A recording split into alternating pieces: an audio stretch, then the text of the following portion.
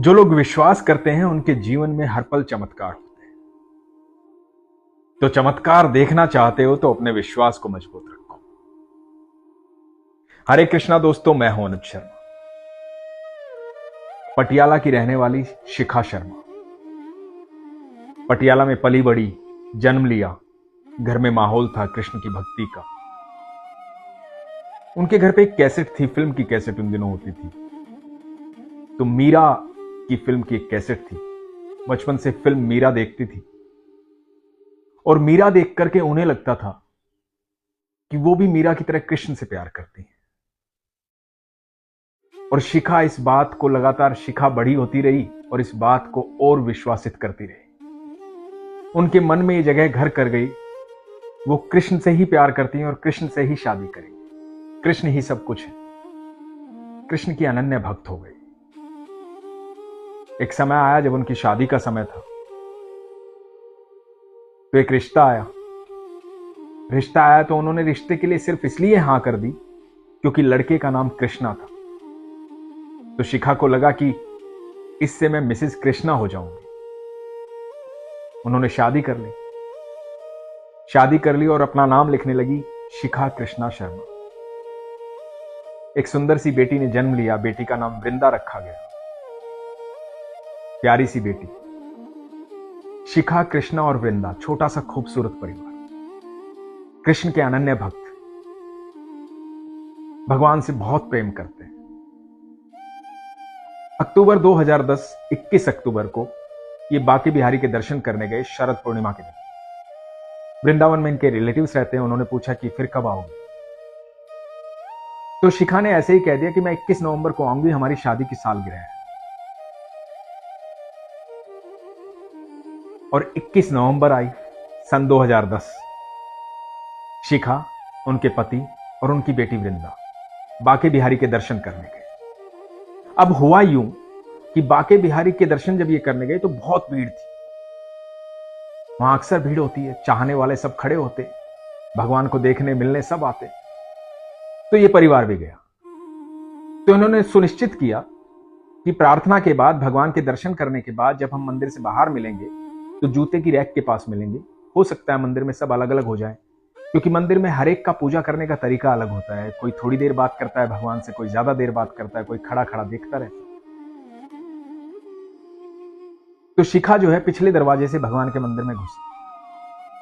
और शिखा का यह कहना है जैसे ही वो मंदिर में घुसी तो उन्हें लगा कि इतनी भीड़ में भी कोई उनके लिए रास्ता बनाता हुआ जा रहा। थोड़ा आगे गई तो एक गुलाबी रंग की साड़ी में, मृगनयनी, खूबसूरत आंखों वाली, यू शेप का उनके माथे पे तिलक लगा हुआ, गुलाबी साड़ी जिस पर पीले फूल, बहुत ही सुंदर, बहुत सुंदर दिखने वाली शिखा को कहती है कि आ गई तुम। और शिखा ये देख करके हैरान हो गई कि ये है कौन, मैं तो इनको जानती नहीं, मैं तो पहचानती नहीं हूं, मैंने तो इनको कभी देखा नहीं। तो शिखा ने इशारा किया ऐसे जैसे कर देते हैं कि मतलब मैंने पहचाना नहीं आपको। वो मुस्कुराई और उसने अपने हाथों से शिखा को माखन मिश्री का भोग दिया। और शिखा का यह कहना है कि जैसे ही माखन मिश्री का भोग उसे दिया, उसकी पूरी बॉडी में शिवरिंग हो गई, शरीर कांपने लगा, एक अजीब सा करंट लगा, स्तब्ध रह गई शिखा। और ये इसी भाव में थी कि वो गुलाबी साड़ी वाली चली गई। और जब शिखा इस भाव से निकली, इधर उधर देखा तो वो कहीं भी नहीं मिली। बड़ी हैरान हो गई कि ये कौन थी। हाथ में माखन मिश्री का भोग, वहां पर एक दान पात्र है, वहां पर खड़ी थी शिखा।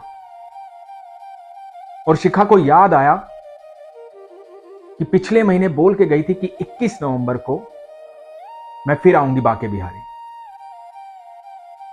और शिखा ठाकुर जी से बोली कि तुसी मैनू उड़िक दे, मतलब कि तुम मेरा इंतजार करते हो। और शिखा को यह एहसास हुआ कि भगवान जो है मेरा इंतजार कर रहे थे, इसलिए उसने पूछा कि तू आ गई। और भाव विभोर होकर के ये मंदिर से बाहर आई हाथ में माखन मिश्री का प्रसाद था, क्योंकि माखन पिघल रहा था, तो इसे लगा कि परिवार आ जाएगा, बेटी वृंदा आ जाएगी, कृष्णा आ जाएंगे तो उनको भी प्रसाद दूंगी। तो जूते की रैक के पास आई और आकर के देखा वहां पर वो लोग अभी तक पहुंचे नहीं थे। तो ये इंतजार कर रही थी, लेकिन माखन जो है वो पिघल रहा था। माखन पिघल रहा था तो ये शिखा ने माखन और मिश्री का जो भोग है वो लिया और उसे ग्रहण कर लिया। जैसे ही ग्रहण किया, सामने पति और बेटी वृंदा खड़े हुए। तो इसने कहा कि मैं आपका प्रसाद लेकर के इंतजार कर रही थी, लेकिन आप दिखाई नहीं दिए तो मैंने प्रसाद खा लिया। पति मुस्कुराए कि कोई बात नहीं। ये वहां होटल चले गए। वहां जाके पति ने पूछा क्या बात हुई, कहां खोई खोई है। तो इसने सारा किस्सा बताया शिखा ने। शिखा ने सारा किस्सा वहां बताया, अपने रिश्तेदारों को बताया, अपने मम्मी पापा को बताया, सबको बताया। तो सबने कहा कि हो सकता है कि राधा रानी तुमसे मिलने आई हो। लेकिन शिखा को यह भरोसा नहीं था, शिखा को यह विश्वास नहीं था। शिखा बोली कि नहीं, यू शेप का तिलक था वो, राधा रानी नहीं थी वो। कौन थी वो, समझ में नहीं आ रहा था। खोई रही उसी भाव में सारा दिन बीत गया। शाम को फिर दर्शन करने गई बाके बिहारी के, क्योंकि सुबह शिखा ने दर्शन किए ही नहीं थे। वो इस भाव में इतना डूब गई थी कि दर्शन करना ही भूल गई थी। शाम को दर्शन करने गई बिहारी जी के, और आप यकीन मानेगा दोस्तों, जब वो बिहारी जी के दर्शन करने गई, मंदिर में घुसी, भगवान को देखा, और भगवान को देखा कि भगवान उसी गुलाबी साड़ी में पीले फूलों के साथ साक्षात वैसे ही दिख रहे हैं जैसा शिखा ने सुबह देखा था। और शिखा जोर जोर से बाके बिहारी के मंदिर में चिल्लाने लगी कि ये वही है, वही है, वही है जो सुबह आए थे। भाव विभोर हो गई, कभी हंस रही है, कभी रो रही है, भगवान को देख रही है, मुस्कुरा रही है, खुश हो रही है। सारे भाव निकल निकल कर आ रहे हैं। पति ने जोर से पकड़ रखा है क्योंकि लोग देख रहे हैं। और शिखा को लोगों की चिंता नहीं है, शिखा अपने बिहारी को देख रही है, अपने ठाकुर को देख रही है जो सुबह सुबह इनसे मिलके गए। बात यहां समाप्त नहीं होती, बात आगे बढ़ती है। समय बीतता है।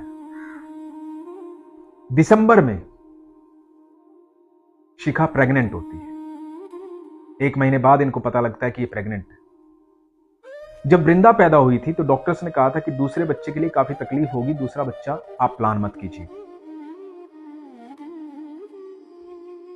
शिखा हैरान होती है कि प्रेग्नेंट कैसे हो गई, क्योंकि इनका कोई प्लान नहीं था। वृंदा बड़ी हो चुकी है, 7 साल की हो चुकी है, और इनको खुशी थी कि वृंदा इनके पास। जब पता लगा कि ये प्रेग्नेंट हो गई है तो शिखा ने भागवतम का पाठ किया, पूजा पाठ करने लगी। सब लोग बोलते थे कि लड़की होगी तुझे, और भागवतम में इनको लिखा दिखाई दे रहा था कि मैं आऊंगा। कहीं ना कहीं से मैसेज इनके पास आ रहा था कि मैं आऊंगा, मैं आऊंगा। ये हैरान थी। इनकी जिंदगी में वो अलग दौर चल रहा था। जो भक्त होते हैं ना कृष्ण के, जो प्यार करते हैं कृष्ण से, बाकी लोग उन्हें पागल ही समझते हैं, क्योंकि वो पा लेते हैं उसे।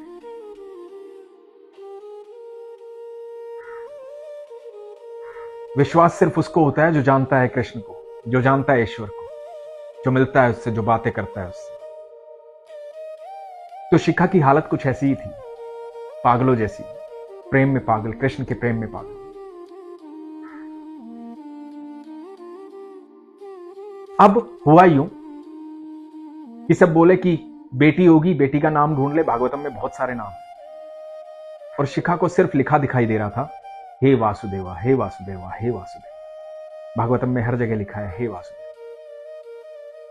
तो नाम डिसाइड हो गया था कि बेटा आएगा और नाम वासुदेव रखा जाएगा। अब जब 4-5 महीने बीते, अल्ट्रासाउंड के लिए गई, सोनोग्राफी हुई, तो इसने डॉक्टर से ऐसे ही पूछा, पति और पत्नी दोनों गए थे, पूछा कि ये हुआ कब, क्योंकि हमारा ऐसा कोई प्लान था नहीं, क्या आप बता सकते हैं? तो डॉक्टर ने कहा कि हाँ, मैं आपको तारीख बता सकता हूं आसपास की, बिल्कुल, मतलब जिस दिन हुआ था, ये जिस दिन गर्भ ठहरा था, मैं बता सकता हूं। तो डॉक्टर ने जो तारीख बताई वो तारीख थी 19, 20, 21 नवंबर। ये वो तारीख थी जब शिखा व्रत पर थी शिखा भगवान की भक्ति में लीन थी। शिखा बाके बिहारी के पास थी। और तब शिखा का दिमाग घूमा कि उस समय तो हमने ऐसा कुछ किया भी नहीं और हम व्रत में थे, भगवान की भक्ति में लीन थे, और उसे याद आया वो माखन मिश्री का भोग। आप समझ रहे हैं दोस्तों? और शिखा ने पहली बार महसूस किया ये जो होने वाला है ये कृष्ण का बेटा है, ये भगवान की इच्छा है, ये ईश्वर की संतान, ये उसकी मर्जी है। वो माखन मिश्री का भोग अपना चमत्कार कर रहा था और ठीक 9 महीने बाद बेटे ने जन्म लिया जिसका नाम वासुदेव रखा गया।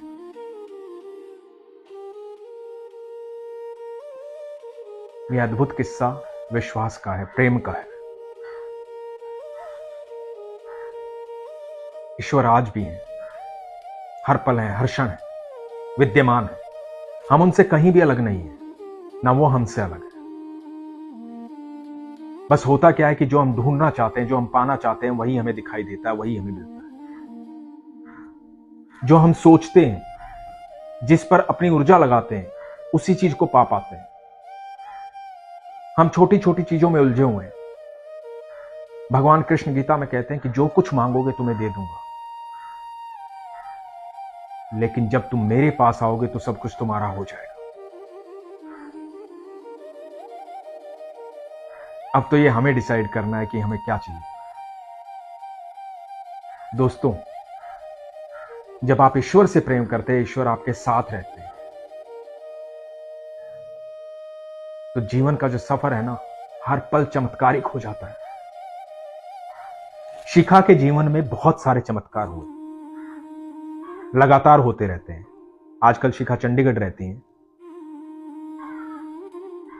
मैं ईश्वर से प्रार्थना करता हूं कि उनका पूरा परिवार, उनके पति कृष्णा, बेटी वृंदा और बेटे वासुदेव सदैव खुश रहें, प्रभु बहुत सारा आशीष दे। आप भी अपना विश्वास मजबूत रखिए, ईश्वर आपके साथ है। जब भी आप अपने आसपास उनको देखना चाहेंगे, आपकी इच्छा जब जागृत होगी कि आपको ईश्वर को देखना है, ईश्वर से मिलना है, उसी समय उसी पल वो आपके आसपास आपको दिखाई देंगे। आपकी इच्छा दृढ़ होनी चाहिए, विश्वास मजबूत होना चाहिए। अपना ख्याल रखिए दोस्तों। हरे कृष्ण।